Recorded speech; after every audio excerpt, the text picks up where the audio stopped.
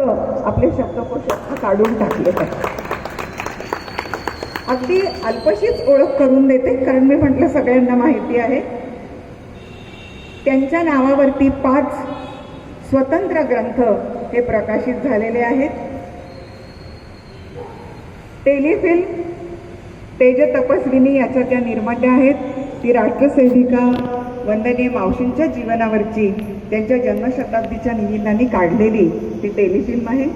त्याशिवाय माहितीपट त्यांनी तयार केलेले आहेत. या क्षेत्राचा त्यांच्या लेखनाशी काहीही संबंध नाही, परंतु अंगावर जबाबदारी आली की ती पार पाडायची. मग कितीही कष्ट करावे लागले तरी चालतील, यासाठी त्यांनी दीर्घकाळ प्रयास केलेले आहेत.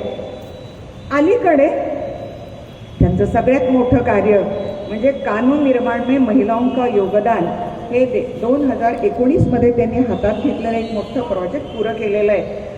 त्याचा मराठी अनुवाद त्या पुस्तकाचा आता लवकरच प्रकाशित होणार आहे. आणि 2021 एक 12 लेखमालांची लेखमाला त्यांनी प्रकाशित केलेली आहे.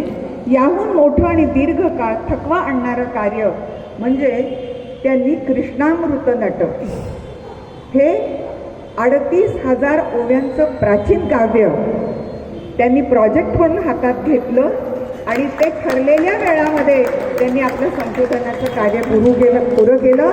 जुनी पोथी ती कसल्या अवस्थेमध्ये होते त्याच्यावरती केलेलं संशोधन खरोखर कौतुकास्पद आहे. ते हैदराबादमध्ये व्हावं ही अधिक महत्त्वाची गोष्ट आहे.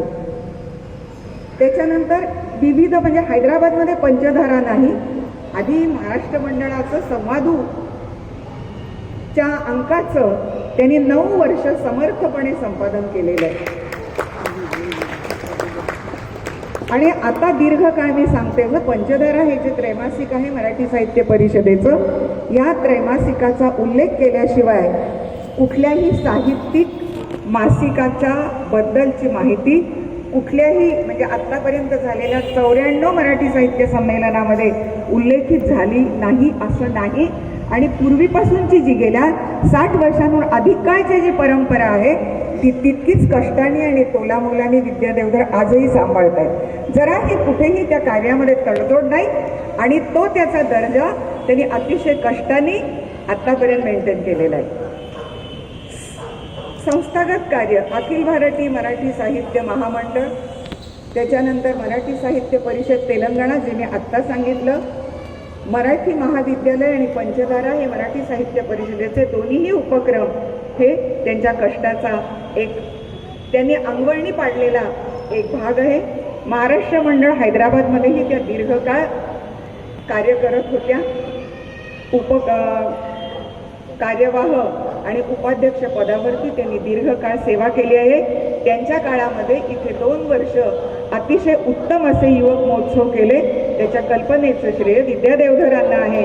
आणि आणखी महत्त्वाची गोष्ट की त्यातून आज हैदराबादमध्ये आणि बृहन महाराष्ट्रामध्ये सगळीकडे प्रसिद्ध असणारी जी कलाभिषेक ही आपल्या सगळ्यांची आवडती संस्था आहे, त्याचा जन्म त्या आपल्या त्या युवक महोत्सवानंतर झालेला आहे. स्त्रीलिखित साहित्याचा मागोवा याच्या 2 खंडामध्ये त्यांनी कादंबरी विषयक शोधनिबंध लिहिलेला आहे. संशोधनपर भाषणं, संशोधनपर लेख, संबंध भारतभर त्यांची भाषणं झाली आहेत. ती सगळी संशोधनात्मकच असतात कारण ते साहित्य क्षेत्रातील, आणि त्यांची संख्या 350च्या वरती आहे. आज आपल्याकडे या मराठी ग्रंथ संग्रहालयामध्ये असल्या प्रमुख वक्त्या होत्या आणि तिथे आपलं आजचं 350 आपण धरली तर त्यांचं 51वं भाषण आज जागतिक मराठी दिनाच्या दिवशी मराठी ग्रंथ संग्रहालयामध्ये नुकतंच झालेलं आहे. विद्या देवधर आता एक नवीन काम त्यांच्या हाती आहे. ते प्रोजेक्ट खूप मोठं आहे. मराठी साहित्य परिषदेने प्रकाशित केलेलं जे खंडात्मक साहित्य आहे, समग्र डॉक्टर नांदापूरकर यांचं साहित्य, नंतर सेतू माधवराव पगडी समग्र साहित्य हे 12,000 पृष्ठांचं सेतू माधवराव पगड्यांच्या साहित्याचं पुनर्प्रकाशन करणं, तसंच नांदापूरकरांचं ही सगळी कार्य करताना त्याचे सगळ्या संपादकांनी जेवढे कष्ट घेतले उपसंपादक म्हणून डॉक्टर विद्या देवधरांनी त्यासाठी कष्ट केलेत. कामं खूप खर्चिक होती, त्याची निर्मिती लाखांवरती होती, परंतु ते समर्थपणे मराठी साहित्य परिषदेने उचलला आहे तो सगळा भार आपल्या खांद्यावरती. कारण हैदराबादमधल्या लेखकांचं जुनं साहित्य प्रकाशात आणणं, ते कधीही काळाच्या पडद्यावर जाऊ न देणं, यात त्या सतत प्रयत्नशील राहिलेल्या आहेत त्यांच्या अजून ज्येष्ठांच्या बरोबर. आणखीन एक अलीकडे प्रोजेक्ट त्यांच्या हातात आहे, अखिल भारतीय महिला कोश निर्मिती. त्याच्यासाठी अहोरात्र त्या कष्ट करता आहेत आणि हा अशा प्रकारचा भारतामधल्या स्त्रियांचा हा पहिला एन्सायक्लोपीडिया आहे. आपण त्या ग्रंथाची वाट पाहूया. कुठल्याही प्रांतामधली कुठलीही कर्तृत्ववान स्त्री ही त्यांच्या नजरेतनं आता सुटणार नाहीये आणि ती सगळी आपल्याला प्रत्यक्ष पाहायला मिळणार आहे. खूप मोठं प्रोजेक्ट आहे. गेली 3 वर्ष त्या अविरत ही परिषदेची सगळी कामं करता करता प्रवासामध्ये असतात. कधी कधी काही मध्ये काळ असा आला की महिन्याचे 20-20 दिवस त्या प्रवासात असायच्या.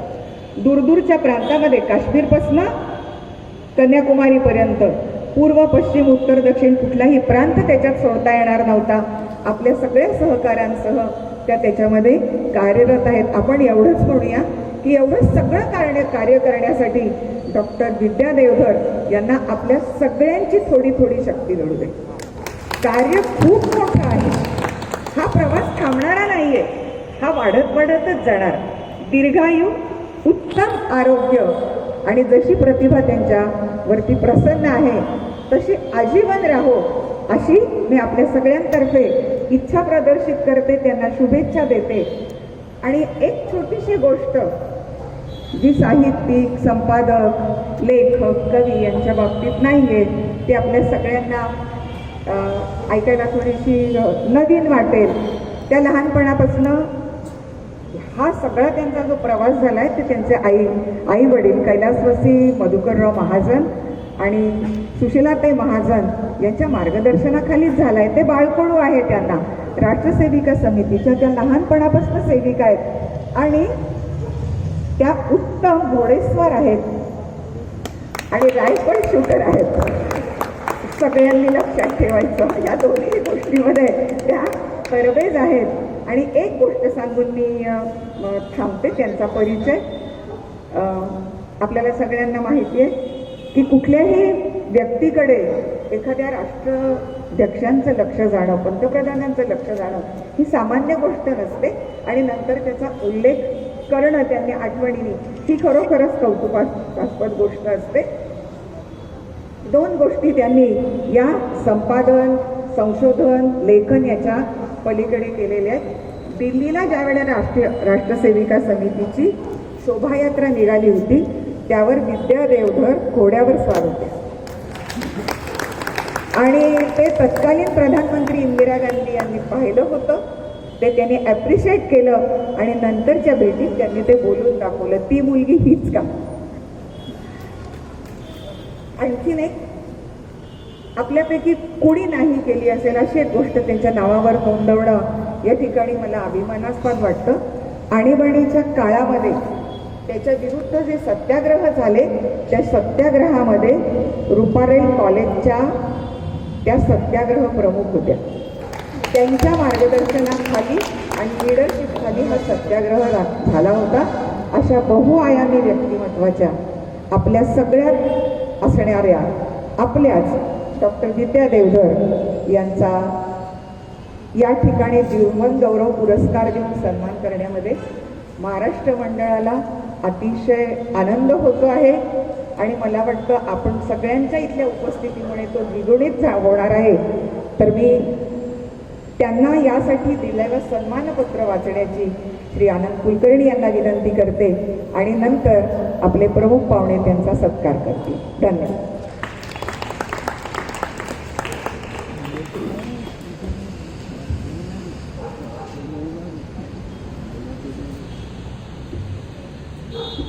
धन्यवाद गीताताई.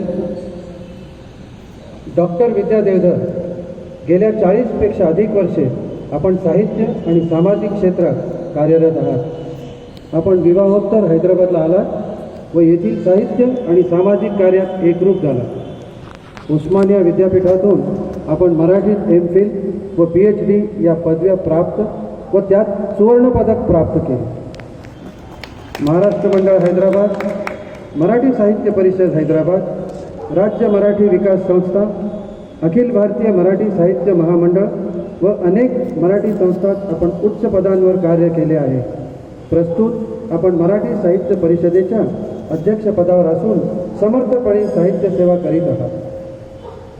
उस्मानिया विद्यापीठात 30 वर्ष अध्यापन, TVचे कार्यक्रम, लेखन, स्वतंत्र व्यवसाय, टेलिफिल्म, माहितीपट निर्मिती अशा विविध क्षेत्रात एकाच वेळी कार्यरत असणे हे आपल्या कार्याचे वैशिष्ट्य आहे. आपले 6 ग्रंथ प्रकाशित झाले असून कृष्णामृत नट 38,000 ओव्यांचे प्राचीन काव्य, कानून निर्माण में महिलाओं का योगदान, प्रकाशनाच्या मार्गावर असणारे अखिल भारतीय महिला चरित्र कोश हे आपले संशोधन क्षेत्रातील महत्त्वपूर्ण कार्य आहे. आपण सुप्रसिद्ध वक्ता असून आपली 350 पेक्षा अधिक व्याख्याने भारतभर झाली आहेत. देशभक्ती व साहित्य सेवेचा वारसा आपल्याला मातापित्यांकडून प्राप्त झाला आहे. आपल्या पुढील सर्व कार्यांसाठी शुभेच्छा. आपणास जीवनगौरव पुरस्काराने सन्मानित करताना महाराष्ट्र मंडळात अत्यंत आनंद होत आहे. धन्यवाद. आता सीमाताईंनी जसं वैशाली बहिणींचं कौतुक केलं तसंच विद्यार्थ्यांच्या मागे त्यांना सपोर्ट आहे तो त्यांचे मिस्टर श्री अजित देवदार यांचा, जे महाराष्ट्र मंडळाचे उपाध्यक्ष आहेत आणि गेली 30 वर्षे महाराष्ट्र मंडळ स्पोर्ट्स आणि महाराष्ट्र मंडळाच्या इतर कामात अत्यंत सिस्टमॅटिक काम करत आहे.